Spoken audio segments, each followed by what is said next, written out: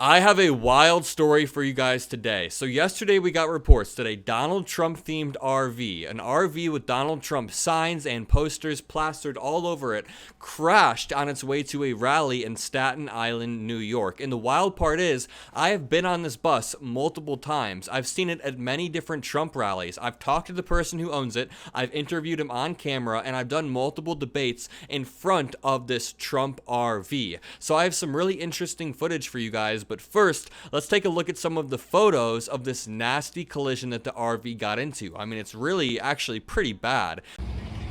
Yeah, maybe we shouldn't have the Trump Law and Order poster up anymore.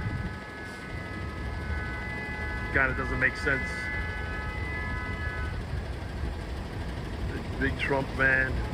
This article reads, photos of the crashed vehicle went viral and showed that the side of the RV was ripped open from the collision. The smash happened in Staten Island, New York, just hours before a rally in support of Trump, with the bus thought to be en route to the event. There are signs on the RV saying, "Trust Jesus," saying, "Women for Trump," and the one I find most ironic, "Law and Order," which, as that guy said, they should probably take down after Donald Trump was convicted on all 34 felony counts. But before I play this footage, I just want to say this guy was incredibly hard to get through to. He wouldn't even engage with some of my hypotheticals, but I do hope the cat was okay. There was a cat on the RV that you'll see in this video, and I hope the cat made it out okay. Then I play a debate I had with one of Trump's biggest supporters. He's been to over 70 different rallies, and we had this debate standing right in front of the Trump RV that just crashed. So it's really interesting how everything tied together, but without further ado, here are the conversations. What do you think about Trump saying he wants to be a dictator day one?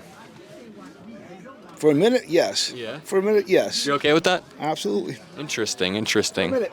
For a minute? For a minute. What do you want to see him do when he's a dictator day one? The same charges they put on Biden should be put on him. What do you think about Trump saying that he should have absolute immunity from anything that he does during his presidency?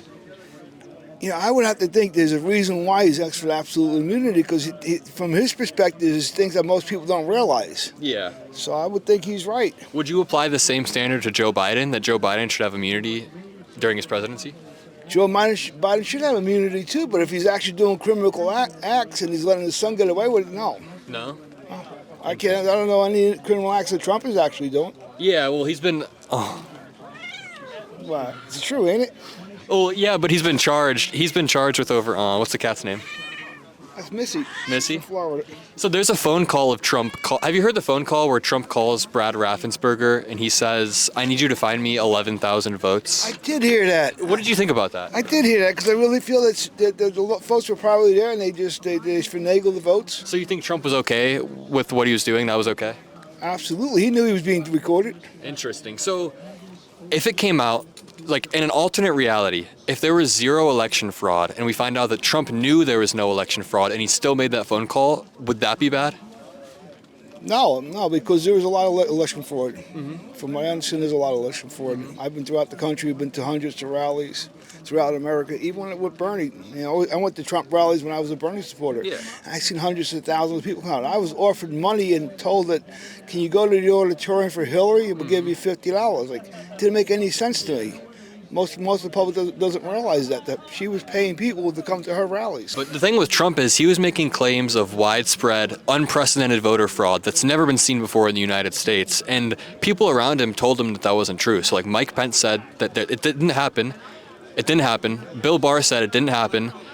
He hired a team of investigators to investigate election fraud. And when they said that there was no fraud, he fired them. And he kept pushing the lie. So it feels like almost like there was no election fraud and Donald Trump still made that phone call and was trying to pressure Raffensperger, right? Absolutely, man. He does pressure a lot of people, and the truth will come out. Yeah. He's been right about everything. Yeah. Everything they claim that he did wrong, he's right about. Mm-hmm. So I feel he's 100% right about this election fraud. Do you think the 2020 election was stolen? Yes, absolutely. What evidence do you have?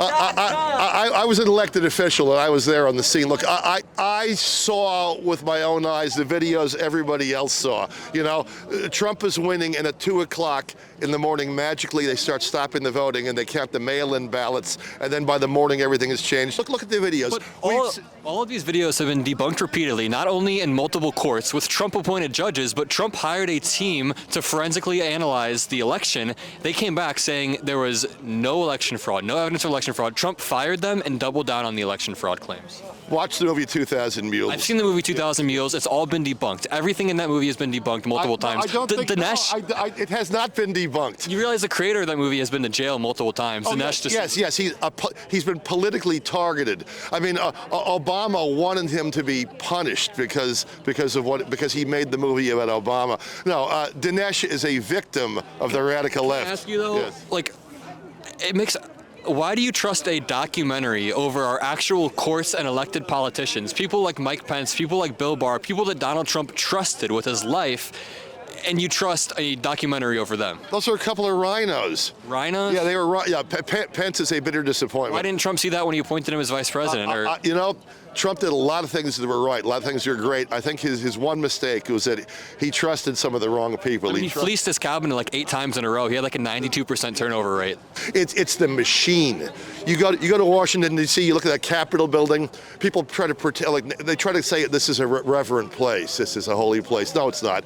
That's the biggest whorehouse in the world. The Capitol building? That is the biggest brothel in the world, and with few exceptions, everybody in there in Congress is a whore. Except for Lauren Boebert? Yeah. So I can understand your disdain for the Capitol building and the people inside of it, but I think there's one day where the Capitol building should be respected, and that day is when they're certifying the results of the election, right? Yeah. So on January 6th, every 4 years, the vice president certifies the results of an election. Now, when you have people breaking into the Capitol building trying to stop that certification from happening, isn't that anti-democratic? Oh, you mean when the FBI plants were breaking into the Capitol building and Antifa were among them wearing MAGA hats? I was there, and there was no plot to overthrow the government. Nobody was discussing that. What's the goal of these people that marched from the ellipse to the Capitol on the exact date and the exact time that they're certifying the election results? So what was the goal? It was the same goal the previous 2 times. We had speeches outside of the White House in November and in December. Mm-hmm. Then we marched the Great Mall 2 miles. Mm-hmm. To the Capitol, more speeches. We marched around to the Supreme Court, expressed ourselves there, and then we went out and had dinner and had a few drinks and partied. Yeah. That's what was supposed to happen.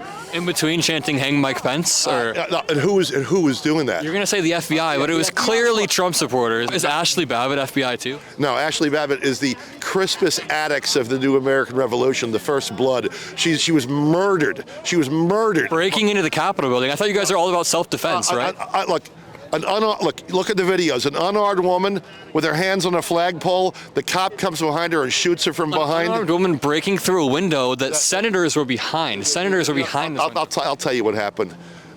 Chuck Schumer grabbed a hold of that cop and he said, we need blood on the floor. Go up there and kill somebody. Chuck Schumer wanted Ashli Babbitt dead? I think the Democrats needed blood on the floor, and somebody ordered that cop to go up there and kill somebody to get blood on the floor. I've been to a lot of Trump rallies. So yeah, 67. Oh wow, not that many. I've had the FBI at my house twice. For what? They wanted to know why I go to so many Trump rallies. Interesting. Was this after January 6th? Oh, yes, it was. Of course it was. Were you at January 6th? Yes, and I did not go into the Capitol building. Is that why the FBI came to your house? I didn't do anything wrong. But not only that, I've been audited now by the IRS. I received this letter. I still have it. I got it framed. Mm-hmm. It said they determined that I had underpaid my federal income taxes by $10. And if I didn't make good on this $10, that I could face possible imprisonment. The deep state wants you to file your taxes correctly, man.